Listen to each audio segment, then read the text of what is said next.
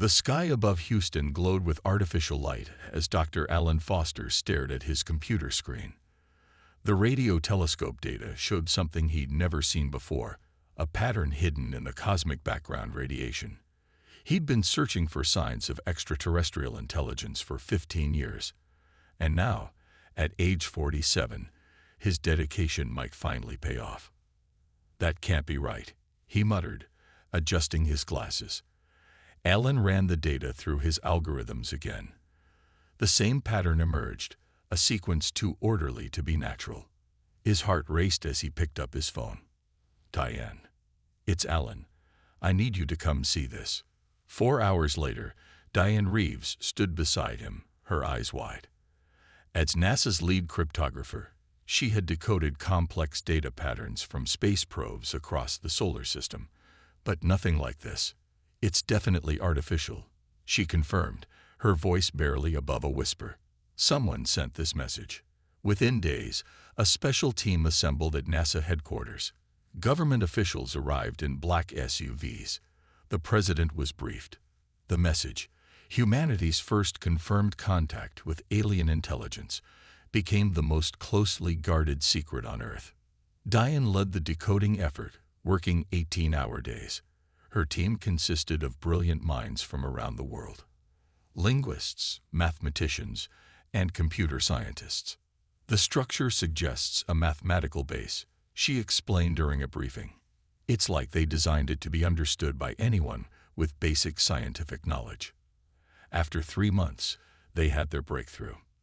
"It's an introduction," Diane announced to the silent room.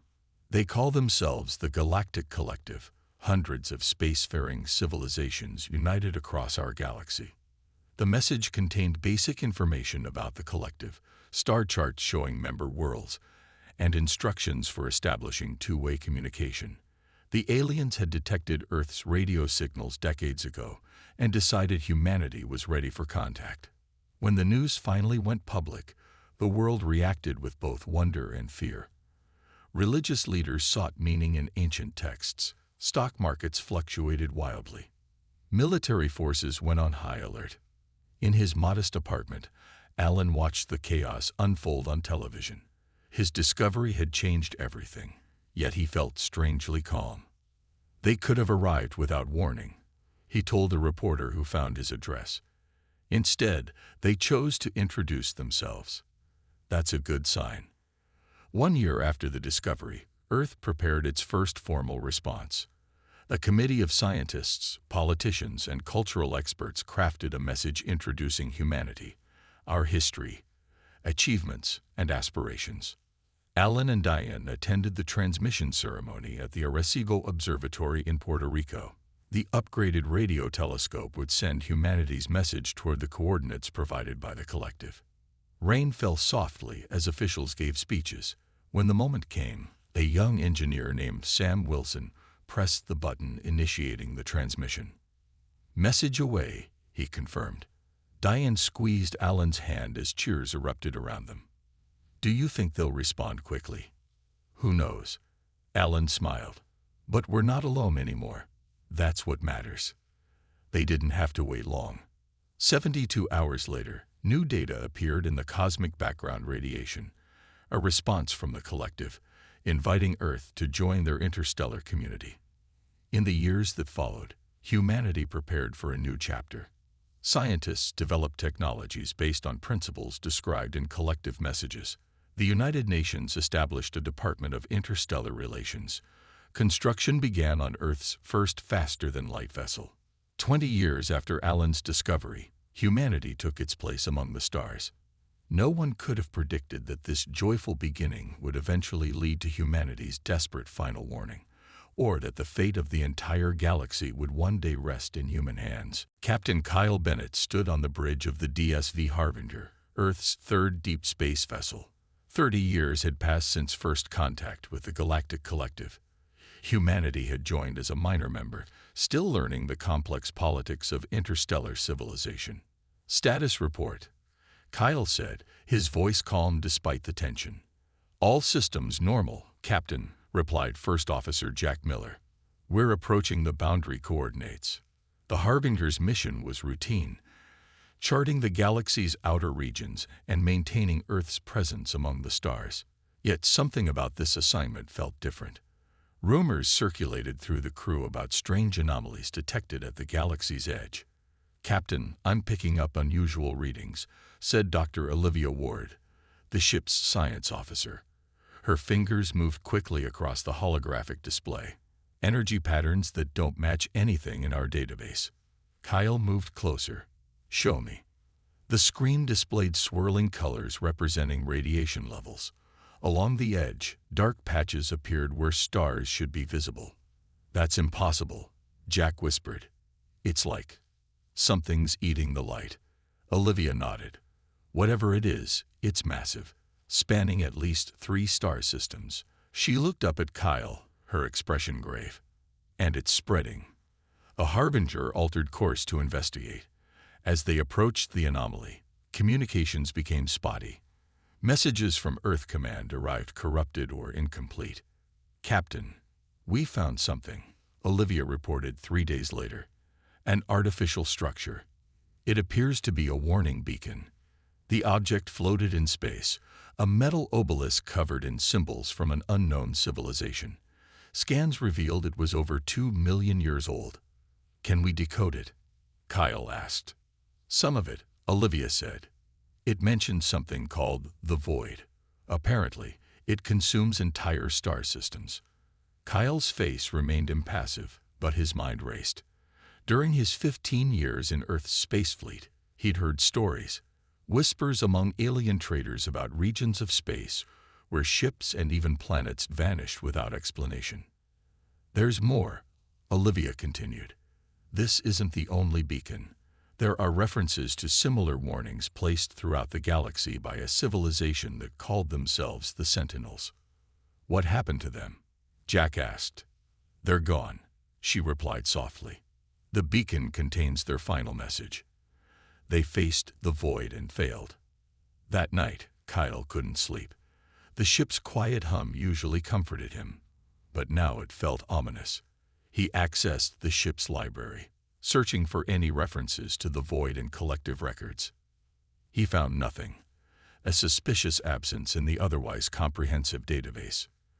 The next morning, Olivia arrived at his quarters, her face pale. "I found something," she said, handing him a data crystal. "It's from my private research. I've been studying extinct civilizations as a hobby." The crystal contained images of ancient artifacts from dozens of worlds. Many showed the same symbol, a spiral being consumed by darkness. "These civilizations all vanished suddenly," she explained. "The collective attributes their disappearances to natural disasters or warfare, but the pattern is too consistent." "You think the Void is responsible?" Kyle asked. "Yes, and I think the collective knows about it." Kyle's communicator chimed. A message from Earth Command, their first clear transmission in days. "Captain Bennett," said Admiral Frank Wilson's holographic image. "Return to Earth immediately. Abandon your current investigation." "That's an order." Kyle looked at Olivia, then back at the Admiral's stern face. "Something's wrong," he said after terminating the transmission. "They know what we found." "What do we do?" she asked.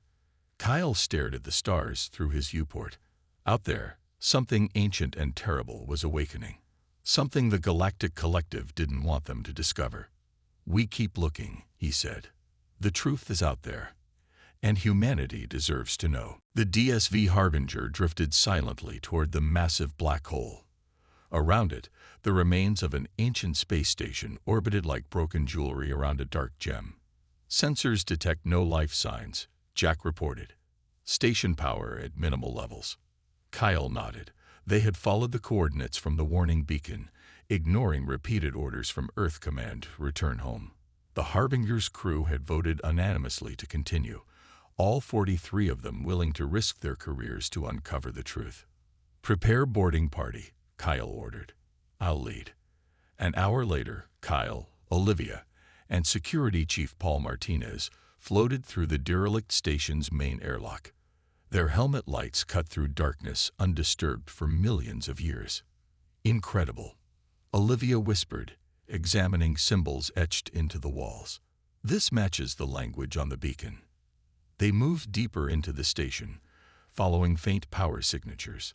The artificial gravity still functioned in some sections, letting them walk through curved corridors lined with alien technology. This civilization was far more advanced than we are now, Olivia said. Maybe even more advanced than the collective. They reached a central chamber where a single console still glowed with dim light. Olivia connected her translator device to the ancient system. Screens flickered to life around them, showing stars and diagrams. "It's a database," she said, voice filled with excitement. "Records from the Sentinel civilization." For hours, they downloaded information while the Harbinger maintained watch outside. The data revealed a horrifying truth. The void was real, and it had consumed countless civilizations across multiple galaxies. "It follows a cycle," Olivia explained when they returned to the ship. "Every 10 million years, it awakens and spreads across the galaxy, consuming everything in its path. Then it becomes dormant again." "Is it alive?" Kyle asked. The Sentinels weren't sure. They described it as both entity and force, something that exists partly in our dimension and partly beyond it. The crew gathered in the Harbinger's mess hall to hear the findings. Faces grew pale as Olivia shared what they'd learned. "The most disturbing part," she continued, "is that the Sentinels had evidence that previous galactic civilizations knew about the void. They kept it secret, just like the collective is doing now." "But why?" asked engineer Steve Russell. "Why hide something this important?" "Because there's no way to stop it," Kyle answered. "At least, that's what they believe. The database shows that the Sentinel civilization tried everything. Weapons, shields, even attempting to evacuate their worlds. Nothing worked." "There's more," Olivia added. "According to their calculations, the void is due to return soon. Within the next century." Silence fell over the room. Many looked toward the viewports, as if expecting to see darkness spreading across the stars. "The final entries in the database suggest the collective has a plan," Olivia said. "They know which regions the void will target first, based on previous cycles. Their strategy is to sacrifice those outer regions, including Earth's sector, to buy time for the core worlds." Kyle's fist tightened, so they're just going to let billions die without warning. "From their perspective, it's the logical choice," Olivia replied. "Sacrifice the few to save the many." "Not if I can help it," Kyle said. "We're taking this information back to Earth." As they prepared to leave, sensors detected approaching ships, collective vessels, heavily armed. "They know we're here," Jack said. "How?" "The station must have had automated alerts," Paul suggested. "Or we have a spy on board." Kyle made his decision quickly. "Set course for the nearest jump point. We need to get this information out before they stop us." A Harbinger powered up its engines and accelerated away from the black hole, carrying knowledge that could change humanity's fate. Behind them, collective warships gave chase, determined to keep the void's existence secret for just a little while longer. The Harbinger emerged from hyperspace in neutral territory, engines struggling after the desperate escape. 3 days had passed since they'd fled the ancient station. 3 days of running, hiding, and planning their next move. "Damage report," Kyle ordered.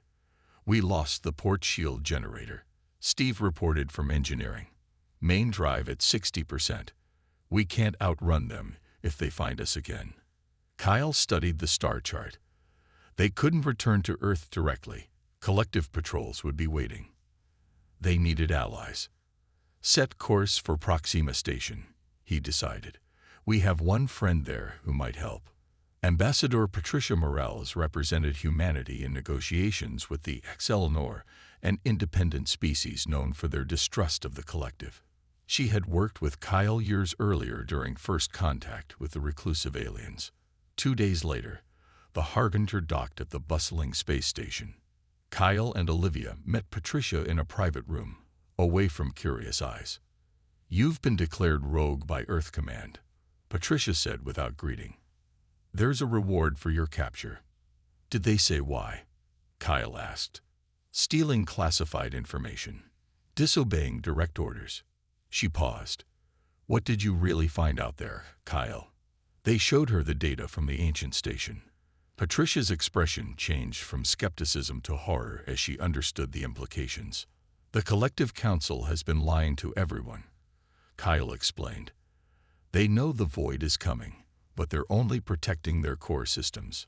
My contacts in the collective diplomatic corps have mentioned closed meetings about resource reallocation, Patricia said slowly. They're preparing for something big.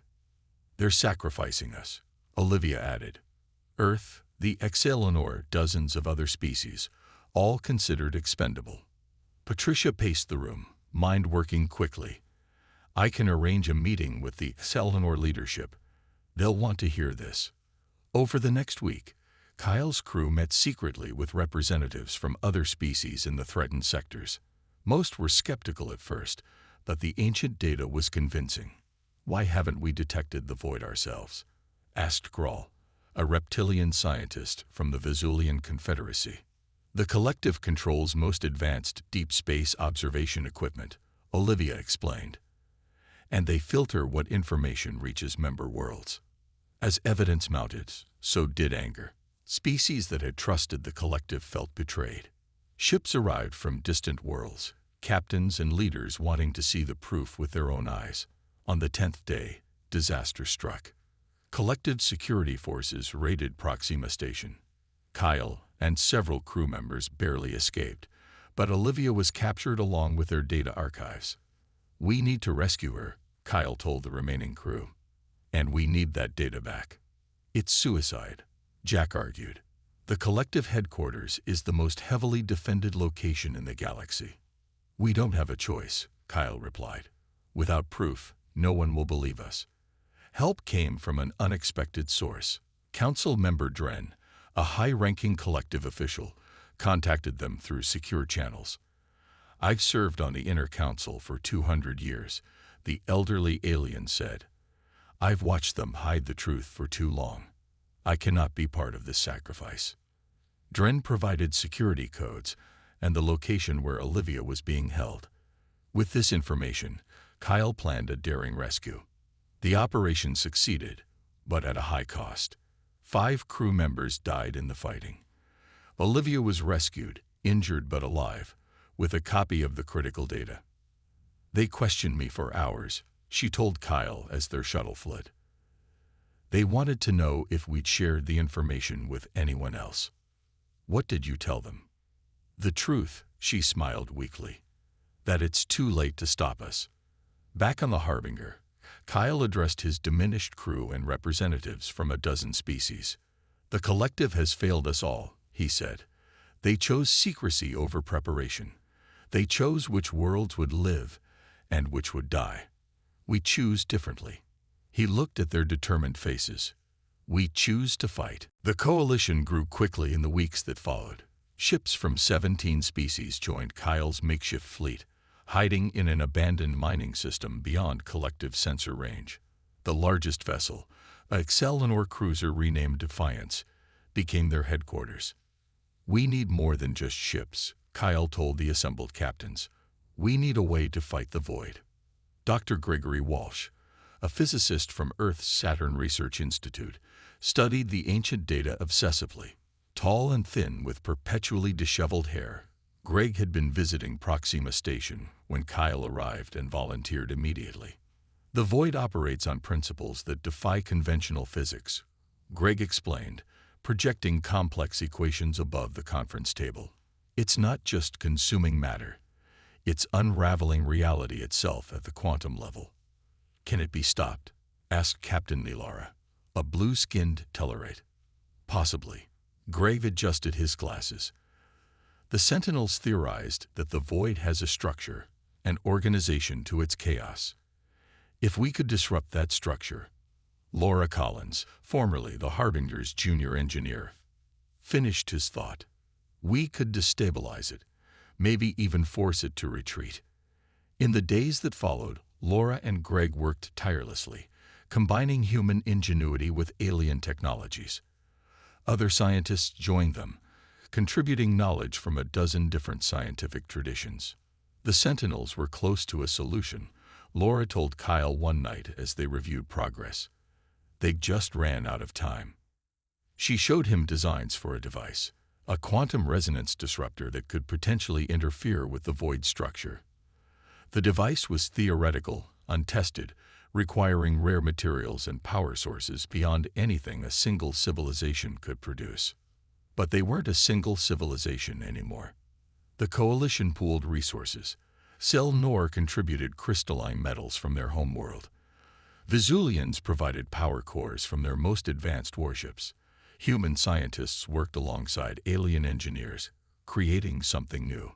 Meanwhile, Olivia led reconnaissance missions to monitor the Void's approach. Each time her scout ship returned, the news grew worse. "It's accelerating," she reported, showing footage of distant stars blinking out one by one. 3 more systems gone since last week. Kyle received word that collective forces were hunting them. Council member Dren had been executed for treason. Earth's government publicly denounced Kyle and his crew as dangerous extremists spreading panic. "Why can't they see the truth?" Jack asked during a rare quiet moment. "Fear," Kyle replied. "It's easier to deny a problem than face something you can't control." 4 months after forming their coalition, Laura announced that the quantum disruptor was ready for testing. The device, roughly the size of a shuttle, hummed with energy drawn from technology across the galaxy. "We can only test at minimum power," she cautioned. "Full activation might draw the Void's attention." The test produced encouraging results. The disruptor generated a field that theoretically could interfere with the Void's quantum structure. But there was a critical problem. "It has to be deployed directly inside the Void," Laura explained to the silent command staff. "The effect won't work from a distance." "That's a suicide mission," Jack said. Kyle nodded slowly. "Probably. But what choice do we have?" Before they could deploy the device, disaster struck again. Collective battleships found their hiding place. The Coalition fleet scattered, but several ships were destroyed in the first attack. "They're trying to stop us from interfering with the natural order," Patricia explained as they regrouped. "The collective believes the Void is part of the galaxy's life cycle, a cleansing that allows new civilizations to rise." "At the cost of how many lives?" Kyle demanded. As they prepared for their final mission, volunteers came forward, crew members willing to pilot the disruptor into the Void itself. Kyle listened to their reasons, their hopes, their fears. Then he made his decision. "I'll lead the mission myself," he announced. "This started with us discovering the truth. It's fitting we see it through to the end." The specially modified shuttle, Resolute, approached the edge of the Void, its hull reinforced with experimental shielding. Inside, Kyle gripped the controls while Olivia monitored the quantum disruptor's power levels. 4 volunteers completed the crew: Laura to operate the device, Greg to analyze readings, and security officers Paul and Raya to handle any unexpected threats. "Approaching boundary in 3 minutes," Kyle announced, his voice steady despite the tension. Through the viewports, they could see the Void, not as empty space, but as a writhing darkness that seemed to bend light around it. Stars disappeared at its edges like candles being snuffed out one by one.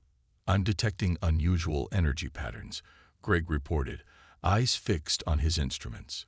"The Void is active, almost like it senses us." Behind them, the Defiance and the remaining Coalition fleet maintained position at a safe distance.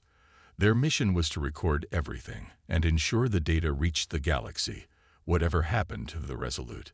"Final systems check," Kyle ordered as they drew closer. "Disruptor at full charge," Laura confirmed. "Ready to activate on your command." "Communications will fail once we cross the boundary," Olivia reminded them. "We'll be on our own." Kyle opened the ship-wide channel one last time. "Defiance, this is Captain Bennett. We're proceeding with the mission. If we don't return, make sure our message reaches everyone." Jack's voice came back, tight with emotion. "Understood, Captain. Good luck." The Resolute crossed the boundary. Immediately, the shuttle shuddered as if hit by a massive wave. Warning lights flashed across control panels. The viewports showed only swirling darkness punctuated by occasional flashes of energy. Shields holding at 60%, Raya called out. Hull integrity stable. I can't maintain contact with the fleet, Olivia said. We're cut off. Kyle pushed the engines, driving them deeper into the void. The darkness seemed to press against the shuttle from all sides. Strange shapes moved just beyond visual range, things that shouldn't exist in normal space. What are we seeing? Paul whispered. Fragments, Greg answered, his scientific curiosity overcoming fear. Pieces of reality that the void has consumed but not fully digested. As they ventured further, the fragments became clearer. They glimpsed snapshots of alien cities, ships, even entire worlds suspended in the darkness, preserved like insects in amber. Their memories, Laura realized. The void doesn't just destroy, it absorbs. A massive structure loomed ahead. A space station larger than anything humanity had built, its architecture unlike any known species. Sentinel technology. Olivia breathed. This must have been one of their last outposts. Kyle adjusted course toward the station. If we can dock, we might find a better position to deploy the disruptor. As they approached, energy tendrils reached out from the void, wrapping around the shuttle. The engines strained against the pull. It's trying to absorb us, Greg shouted.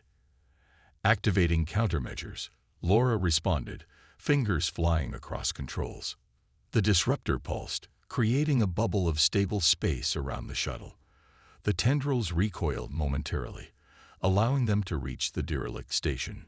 Inside, they found corridors preserved in perfect condition, despite being consumed millions of years ago. Ghostly figures moved through walls, echoes of the station's former inhabitants, neither fully alive nor dead. The deployment point should be at the station's core, Laura said, checking her instruments. That's where the void structure is most vulnerable. They moved through the station, witnessing glimpses of countless civilizations the void had consumed throughout its long history. Ships, artifacts, and beings from across time and space, all existing together in this impossible place. At the core, they found what looked like a massive heart pulsing with dark energy, a nexus point where the void's power concentrated. This is it, Laura said, activating the disruptor's final sequence. Once started, we have 15 minutes before detonation. Kyle looked at his crew, scientists and soldiers united by courage and determination. In the swirling chaos around them, he found unexpected clarity. Let's finish this, he said. The quantum disruptor hummed with increasing intensity as Laura completed the final calibrations. Around them, the station trembled as the void reacted to their presence. 10 minutes to activation, she announced. The device is locked in place. We should return to the shuttle, Paul suggested. We might still have time to escape. Kyle shook his head. The disruptor needs to be monitored until the last moment. Any fluctuation could reduce its effectiveness. Greg studied the readings from his scanner with growing excitement. Captain, you need to see this. The energy patterns, they're not random. They're coherent. Kyle joined him at the console. The display showed complex energy flows converging throughout the void, moving with purpose rather than chaos. It's a machine, Greg whispered. The void isn't a natural phenomenon. It's artificial. Olivia accessed the station's ancient systems, which still function despite being consumed eons ago. He's right. There's data here the Sentinels collected before they were absorbed. Her face paled as she translated the information. The void was created as a weapon by a civilization that existed before the Sentinels. It was designed to harvest energy from entire star systems, but it evolved beyond its creator's control. A runaway weapon, Kyle said, that's been consuming galaxies for millions of years. Laura looked up from the disruptor. 7 minutes remaining. I found something else. The device is connecting with similar technology throughout the void. There are other disruptors out there. From previous attempts to stop it, Raya realized. Yes, But they weren't coordinated, Laura explained. If we could link them together through the station's systems. They worked frantically, using the station's advanced technology to establish connections with dozens of failed devices scattered throughout the void, remnants of countless civilizations that had tried and failed to stop the same threat. 3 minutes, Greg warned.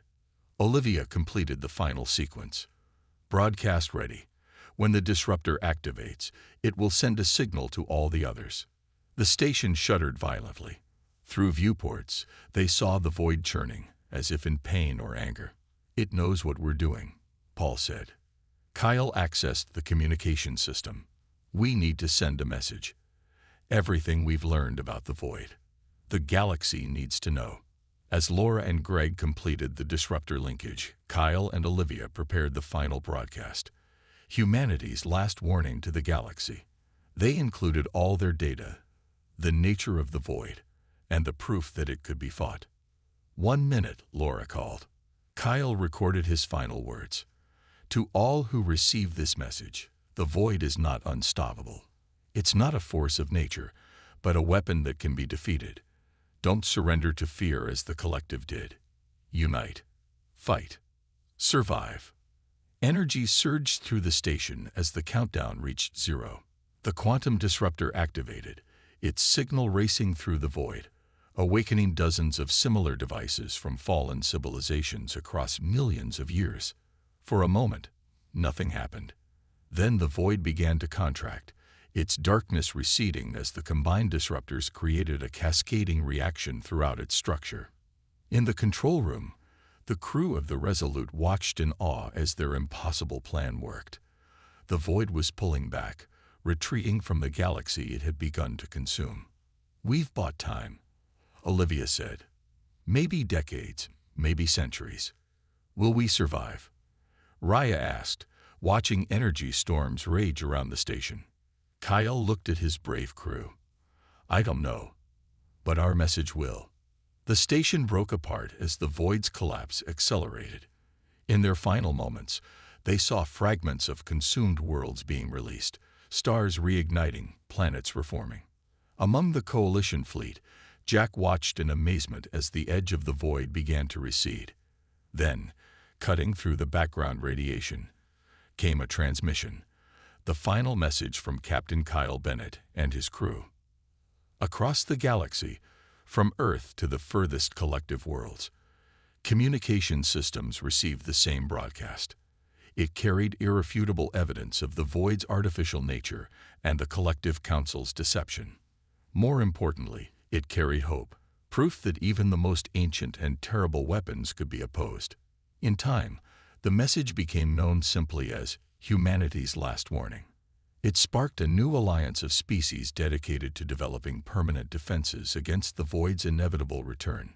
And somewhere in the darkness between galaxies, the void retreated to heal, its cycle disrupted but not broken. The end was no longer inescapable, merely postponed, as a defiant humanity had bought the galaxy precious time to prepare for the next confrontation. 100 years had passed since the crew of the Resolute sacrificed themselves to push back the void.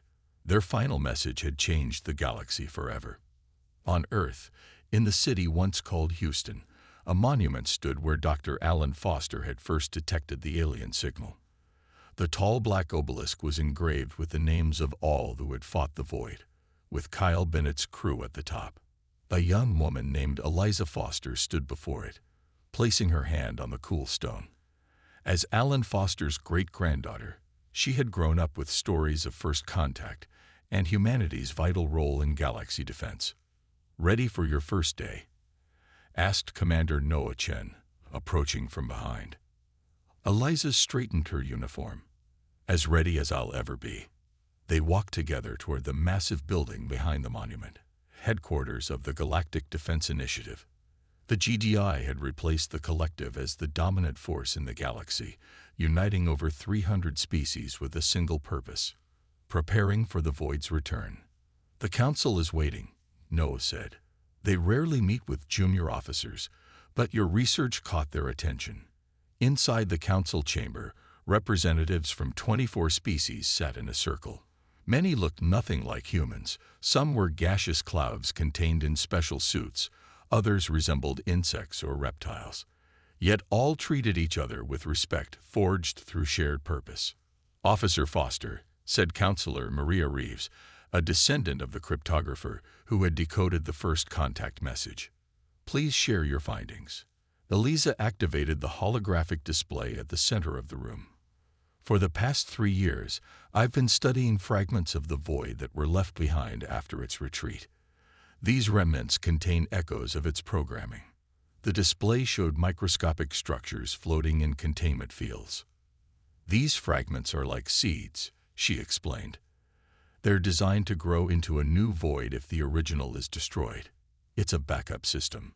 Concerned murmurs filled the room. How many exist? Asked a Eleanor counselor. Unknown, Eliza admitted. But I believe they're scattered throughout multiple galaxies.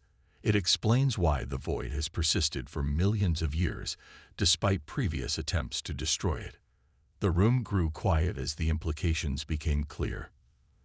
There's more, Eliza continued. By studying these fragments, I've identified patterns similar to technology developed by the architects. The architects were the galaxy's oldest known civilization, believed extinct for billions of years. Since the Resolute's mission, archaeologists had discovered evidence linking them to the void's creation. I believe we can reprogram these fragments, Eliza said, convert them from weapons into shields. Noah stepped forward. Officer Foster has developed a prototype. Early tests show promise. For hours, the council questioned Eliza about her research. Her answers were clear and confident, built on years of dedicated study. Finally, Maria Reeves stood. Your great-grandfather helped humanity join the stars. Captain Bennett and his crew showed us how to fight back against seemingly impossible odds. Now you offer us something they never had, a chance to end this cycle permanently. The council voted unanimously to expand Eliza's research into Project Phoenix, a galaxy-wide effort to transform the Void's own technology against it. Later, as Noah walked Eliza back to her quarters, he asked, "Do you think it will work?" She looked up at the night sky, where thousands of ships from hundreds of worlds moved in coordinated defense patterns. The galaxy was no longer divided or hiding from the truth. Kyle Bennett once said that humanity's greatest strength wasn't our technology or courage, but our ability to unite others, she replied. The void has existed for millions of years, but it's never faced a truly united galaxy before. In the darkness between stars, the void continued its slow recovery. But for the first time in cosmic history, it would not return to find easy prey. Instead, it would face a galaxy transformed by humanity's last warning, a galaxy it had learned to stand as one against the coming night.